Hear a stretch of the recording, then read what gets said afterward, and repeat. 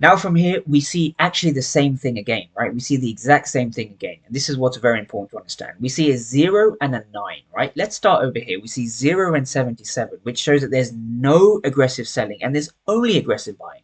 So when we only see aggressive buying and we don't see a follow through of higher prices, that indicates our level is a strong level of supply.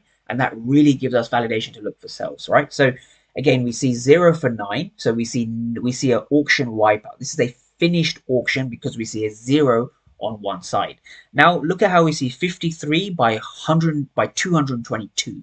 So that shows you that there's an approximate 4-to-1 ratio. There's 4 times as many market participants hitting the ask than the bid. So there's a lot more aggressive buying than selling at this zone, right?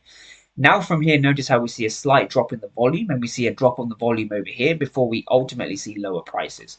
So what we've seen two tests into this zone, right? We've seen two tests into this zone. All this over here was aggressive buying that was not being rewarded, right? So this means two things.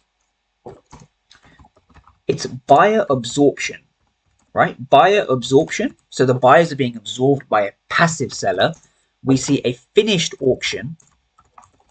And after a finished auction, we're now looking for a volume decrease, right? We saw the volume decrease, right? So let's go back to the footprint chart and understand.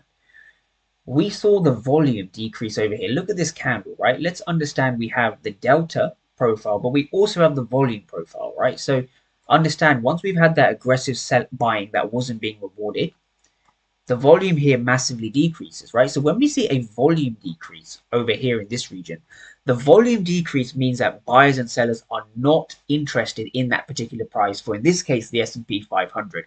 It shows that they're not accepting that price. They do not think it's a fair price to be trading at. Okay, so once we've seen that buyer absorption and we've seen the finished auction, we now want to assess price at this demand zone, which is where patience really comes in, right? So let's quickly speed up our video to see what we actually end up getting, right? So price comes into this zone and we get another test over here. So this test is what I've just broken down on the footprint chart, right? So this here